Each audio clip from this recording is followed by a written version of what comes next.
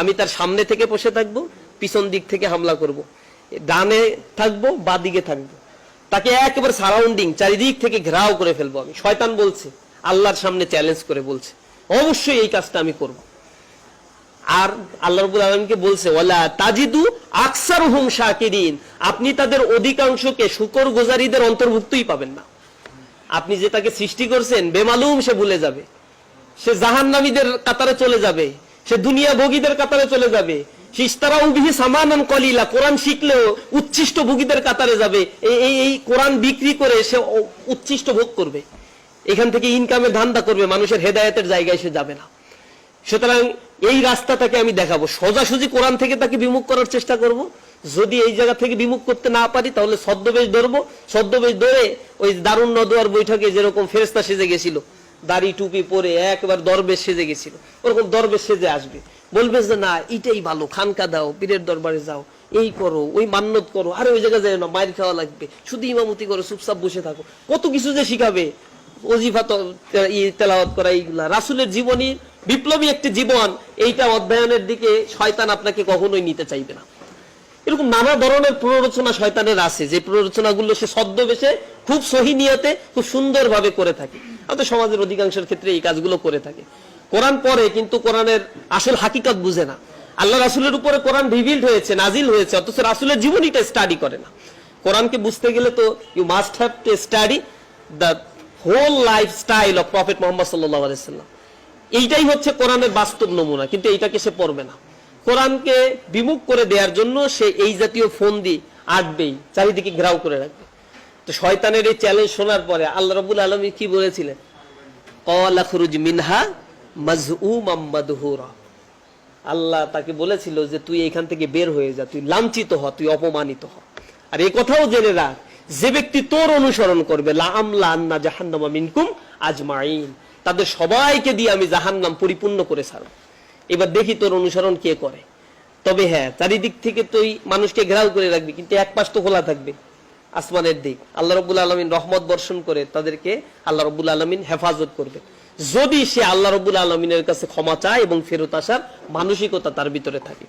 প্রিয় ভাইয়েরা, আমরা কোরআন শিখেছি, কিন্তু আমাদের সমাজে এখন কোরআনের হাফেজের অভাব নাই, বাংলাদেশেও অভাব নাই। এখন মসজিদগুলোতে যদি তারাবির সময়ে হাফেজ নিয়োগ নেওয়ার সময়ও অনেক কম্পিটিশন, চান্স পাওয়া যায় না, কারণ হাফেজ এত বেশি।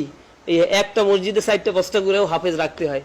আল্লাহ রাব্বুল আলামিন এখানে নিয়ামত বর্ষণ করেছে, আমাদের হাফেজে কোরআন অনেক বেশি, দক্ষ হয়ে গড়ে উঠতে হবে এই হাফেজ কোরআনদেরকে। এরপরে আবার হাফেজ কোরআনরা কোরআন শেখার পরে কোরআন ভুলে যাচ্ছে। আমাদের বন্ধুদের মধ্যেও অনেকেই কোরআন শেখার পরে এর মর্যাদা রক্ষা করতে পারে নাই, তারাবি পড়ায় না, কোরআনের চর্চা নাই, লাইফস্টাইল পরিবর্তন হয়ে যায় একটা সময় গিয়ে, সঙ্গ দোষের কারণে খারাপ হয়ে যায়, সিগারেট খাচ্ছে, খারাপ মেয়েদের সাথে ঘোরাফেরা করছে, প্রকাশ্যে পর্দার বিধান লঙ্ঘন করছে, অন্তর থেকে গুনাহের কাজ করলে কোরআন আর তার কাছে থাকতে চায় না। কোরআন এমন জিনিস না যেই জিনিসটা অপাত্রে থেকে যাবে, এটা খুব মূল্যবান একটা জিনিস। আরবিতে একটা প্রবাদ বাক্য আছে, আল ইলমু লা ইউতি বাল ইউতা, ইলম কখনো আসে না, একে ধরে নিয়ে আসতে হয়, এটাকে খুব যত্ন করতে হয়, যত্ন না করলে ইলম থাকে না কখনো। আর কোরআনের ইলমটা অনেক বড় একটা জাদরেল ইলম, এটাকে মানে কোরআন শরীফের মধ্যে এটাকে স্বয়ং জিহাদ বলে উল্লেখ করা হয়েছে। সূরা ফুরকানের 52 নম্বর আয়াতে আল্লাহ রাব্বুল আলামিন বলছে ওয়াজাহিদুহুম বিহি জিহাদান কাবীরা, তোমরা তাদের বিরুদ্ধে জিহাদ করো, বড় জিহাদ। সূরা ফুরকান যখন নাজিল হয় তখন আল্লাহর রাসূল মদিনায় হিজরত করেন না, এটা মাক্কি যুগের সূরা, তখন জিহাদ ফরজ হয়নি, জিহাদের আয়াতও নাজিল হয়নি। এইখানে জিহাদান কাবীরা বলতে তাফসিরে বাইজাবি, তাফসিরে কুরতুবি, তাফসিরে সফাতুত তাফাসির সব গ্রন্থ একমত, জিহাদান কাবীরা আই জিহাদ আল ইলম, এখানে ইলমের জিহাদের কথা বলা হয়েছে। ইলমের জিহাদ মানেই হচ্ছে কোরআনের জিহাদ, তাদের তুমি প্রত্যুত্তর দাও, তাদের বিরুদ্ধে তুমি অবস্থান গ্রহণ করো ইলমের মাধ্যমে, আর সেই ইলমটাই হচ্ছে কোরআনের ইলম দ্বারা। এইজন্য বুখারী শরীফের শরআ লিখতে গিয়ে, বাবুল ইলমের শরআ লিখতে গিয়ে ইমাম বুখারী রাহিমাহুল্লাহ তার শুরুতে লিখেছেন আল ইলমু ক্বাবলাল কওলি ওয়াল আমালি, কথা বলার পূর্বে আর কাজ করার পূর্বে ইলম অর্জন করতে হবে। যে ব্যক্তির মধ্যে কোরআনের এই ইলম নাই, সে তার অন্তরটা আসলেই বিরান ভূমি। পৃথিবীতে অনেক ডক্টর আছে, ইঞ্জিনিয়ার আছে, কিন্তু এই মানুষগুলোর চরিত্রের কোনো গ্যারান্টি নাই। কয়েকদিন আগেও এগুলো তো অ্যাভেলেবেল ঘটনা, কিছু প্রকাশ হয় কিছু প্রকাশ হয় না। ঢাকা ইউনিভার্সিটির টিচার মেয়েকে শ্লীলতাহানি এর দায়ে তার বিরুদ্ধে আন্দোলন করা হচ্ছে, তাকে বহিষ্কার করা হচ্ছে ঢাকা ইউনিভার্সিটি। কিছুদিন আগে জগন্নাথ বিশ্ববিদ্যালয়ের এক টিচারের এই ঘটনা। ছাত্ররা আন্দোলন করে, ছাত্রীরা আন্দোলন করে, মুখ খুলছে যে প্রত্যেক ক্লাস থেকে একজন একজন মেয়েকে তারা টার্গেট করে নষ্ট করে, অথচ তারা প্রফেসর, তাদের ডিগ্রির অভাব নাই, কিন্তু চরিত্র নাই। এই চরিত্রটা তৈরি করেই হচ্ছে কোরআন। এই পাওয়ারটা কোরআনের আছে, ইনহেরেন্ট পাওয়ার, ইনহেরেন্ট কোয়ালিটি এই কোরআনের আল্লাহ রাব্বুল আলামিন দিয়ে রাখছে। এটা নিয়ে যারা সমাজ পরিচালনা করে তারা স্বর্ণালী যুগের সেই সমাজ ব্যবস্থাপনা গড়ে তুলতে পারে, সমাজ ব্যবস্থাপনার কাঠামো পরিবর্তন করে দিতে পারে। আইয়ামে জাহিলিয়াতের যুগে যে কোরআন এসেছিল, যে সময়ের মানুষেরা মানুষকে সন্তান জন্মগ্রহণ করত, সেই সন্তানকে হত্যা করত। আল্লাহ রাব্বুল আলামিন সূরা তাকবীরের মধ্যে সেখানে রেকর্ড করে রাখছেন, বিআই জাম্বিং কুতিলাত, কি কারণে তাদেরকে তোমরা হত্যা করেছো। সেদিন আল্লাহ সেদিন জিজ্ঞাসা করবে তাদেরকে, তোমাদের অন্তরে কি একটু দয়া নাই? জীবিত একটা সন্তানকে পাথর মেরে হত্যা করে ফেলছো, তোমরা এত নিকৃষ্ট ছিল। আল্লাহ রাব্বুল আলামিন সেখান থেকে তাদেরকে উদ্ধার করে দিয়েছেন, এই কোরআনের গুণে গুণান্বিত করেছে। সে জাহিলি সমাজ ব্যবস্থায় নোংরামি যেখানে নিত্য নৈমিত্তিক একটা ব্যাপার ছিল, সেই জায়গা থেকে সোসাইটিকে ইউটার্ন নিয়ে পরিবর্তন করে দিয়েছে এই কোরআন। সেই কোরআনের এমন ক্ষমতা আছে, যেটা সূরা কাহাফের প্রথম 2-3 আয়াতের মধ্যে আল্লাহ রাব্বুল আলামিন বলছেন, আলহামদুলিল্লাহিল্লাযী আনজালা আলা আবদিহিল কিতাবা ওয়া লাম ইয়াজআল লাহু ইওয়াজা। এমন একটা কিতাব তার বান্দার উপরে আল্লাহ রাব্বুল আলামিন নাজিল করেছেন যাতে কোনো বক্রতা তিনি রাখেন নাই। কাইয়িমান লিউনজিরা বা'সান শাদীদাম মিন লাদুন ওয়া ইউবাশশিরুল মুমিনিনা আল্লাযীনা ইয়া'মালুনাস সালিহাতি আন্না লাহুম আজরান হাসানা মাকিসিনা ফীহি আবাদা ওয়া ইউনজিরুল্লাযীনা ক্বালু ইত্তাখাযাল্লাহু ওয়ালাদা। কত চমৎকার আল্লাহ বলছেন যে কাইয়িমান লিউনজিরা বা'সান শাদীদা। এটা এত সুদৃঢ় একটা কিতাব যে আল্লাহর রাস্তায় চলতে চায়, হেদায়েতের পথে চলতে চায়, তাদেরকে এই গ্রন্থ হেদায়েতের রাস্তায় দেখায়। এই গ্রন্থ আমাদের কাছে আছে, অন্তরে আমরা ধারণ করেছি। বোধ করি পূর্ববর্তী বক্তারা আপনাদেরকে সেই ব্যাপারে সতর্ক করেছেন। এই কোরআনকে যেমন ধারণ করেছেন, শুধু গড়গড় গড়গড় করে পড়ে গেলে হবে না। সওয়াবের নিয়তে একটা অক্ষর পড়লে হাদিসে আসছে, আলিফ পড়লে সওয়াব আছে, লাম পড়লে সওয়াব আছে, মিম পড়লে সওয়াব আছে। শুধু এই সওয়াবের জন্য কোরআন নাজিল হয় নাই। যদি এই সওয়াবের জন্য নাজিল হইতো, আল্লাহ রাসূলের উপর নাজিল হইতো, আর আল্লাহ রাসূল কাবা গৃহে বসে শুধু কোরআনই তেলাওয়াত করতে পারতেন।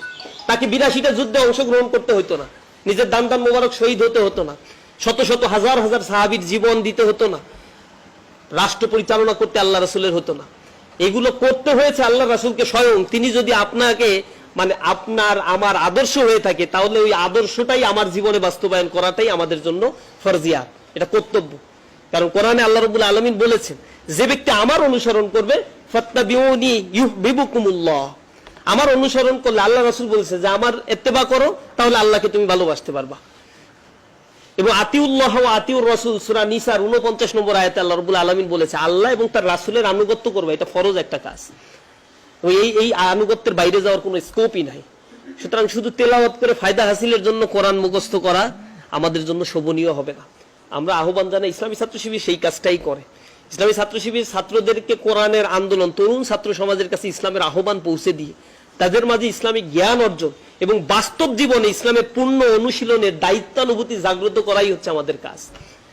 তেলাওয়াত করলাম, সুদ খাইলাম, ঘুষ খাইলাম, হক কথা বলতে আমি ভয় পাই, আমার জীবনের মায়া আছে, আমার পরিবার পরিজনের দিকে আমি তাকাই, কত কিছু আমাকে যাচাই বাছাই করতে হয়। কিয়ামতের ময়দানে আমাকে হিসাব, কিন্তু আমার হিসাব আমার উপরেই অর্পিত হবে। ওয়ালা তাজিরু ওয়াজিরাতু ইজরা উখরা ওয়া মা কুননা মুআজ্জিবিনা হাত্তা নাবআসা রাসূলা। সতর্ককারী না পাঠায় আল্লাহ রাব্বুল আলামিন কাউকে, কোনো জাতিকে ধ্বংস করেন না। আর সেই সতর্ককারী হচ্ছে আপনার কাছেই আছে, এটার নাম হচ্ছে কোরআন। সে কোরআনটা আছে। দয়া করে এই কোরআন ধারণ করা, বুঝে বুঝে অধ্যয়ন করা, এইটার জন্য আমাদের ভিতরে আমরা আরো বেশি আত্মস্থ করতে পারি। আল্লাহ আমাদের সেই তৌফিক দান করুন। কোরআনে আল্লাহ বলছেন, ওমান আ'রাদা আন যিকরি ফাইন্না লাহু মাঈশাতান দনকা ওয়া নাহশুরুহুম ইয়াউমাল কিয়ামাতি আমা। কিছু কিছু মানুষ সেদিন উত্থিত হবে হাসরের ময়দানে, সে হচ্ছে অন্ধ অবস্থায় উত্থিত হবে। ক্বালা রাব্বি লিমা হাশারতানি আমা ওয়া ক্বাদ কুনতা বাসীরা। সে বলবে, আল্লাহ ওয়াকাদ কুনতু বাসীরা, আল্লাহ আমি তো অন্ধ ছিলাম না দুনিয়াতে, কিন্তু আমাকে অন্ধ করে উত্থাপন করা হলো কেন? শুরুতেই বলে দিয়েছেন ওমান আরাদা আন যিকরি, যে আমার জিকির থেকে গাফেল হয়ে যায়। তাফসীরে বায়ানের মধ্যে আসছে আর যিকরি আই কোরআন, এটা হচ্ছে এমন একটা গ্রন্থ, জিকির বলতে বোঝানো হচ্ছে কোরআনকে, যা তারা মানে না। এখানে জিকির বলতে সেটাই ইন্ডিকেট করা হয়েছে।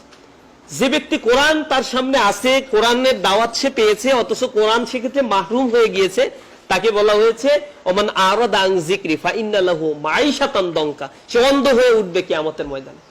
সে চিৎকার করে বলবে আমি তো দুনিয়াতে দেখতাম, অকদ কুনতু বাসীরা, সেদিন দেখতাম, এখন তো দেখি না। তখন আল্লাহ রাব্বুল আলামিন বলবেন তোমার কাছে আল্লাহর আয়াতগুলো কি যায় নাই? তুমসা, তুমি কি এগুলাকে অস্বীকার করো নাই? তখন সে বলতে থাকবে অস্বীকার, তাফসীরের ভিতরে আসছে অস্বীকার মানেই হচ্ছে সে কোরআন অনুযায়ী জীবন পরিচালনা করে নাই, কোরআন অনুযায়ী মানুষের কাছে দাওয়াত পৌঁছায়নি, কোরআন অনুযায়ী আল্লাহ রাসূলের দেখানো পথ অনুযায়ী সে নিজেও চলে নাই, সমাজকেও পরিচালনা করে নাই। সুতরাং তাকে অপরাধী করে সেদিন অন্ধ করে উত্থাপন করা হবে। আল্লাহ রাব্বুল আলামিন আমাদেরকে হেফাজত করুন, অবশ্যই হেফাজত করুন।